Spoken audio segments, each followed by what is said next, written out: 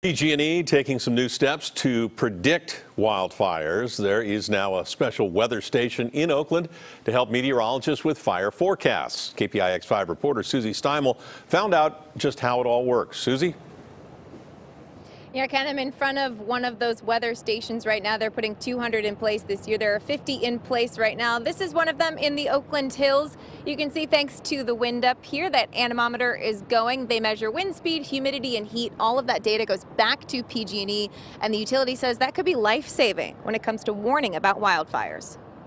So you can see the propeller in the front will spin, and that gives us the measure of wind speed. PG&E is adding 200 of these tiny anemometers to utility poles around northern and central California.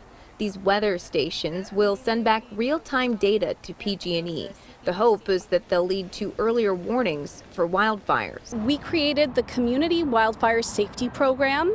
It's a multifaceted program, and one of the pillars are these weather stations. PG&E spokesperson Tamar Sarkissian says this is a direct response to increased fire danger. CAL FIRE investigators blame the utility for many of the deadly wild country wildfires in 2017. What about people who are going to say this is too little too late? Why not do this earlier? We've experienced the new normal, and we know that we have to take steps to address it, and so that's what we're doing. We absolutely support the activities of PG&E that are going to prevent future wildfires. Mark Toney is the executive director for the Utility Reform Network, an organization that's often critical of PG&E. But in this case, he says if the weather stations are predictive, they're likely a worthy investment. We think that preventing a wildfire is a lot cheaper than paying for one after the fact.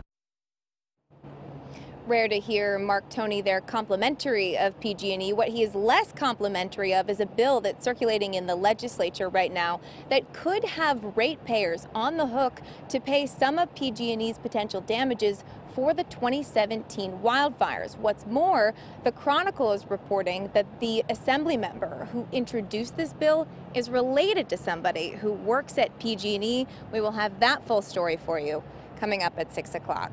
For now, live in Oakland, Susie Steimle, KPIX 5.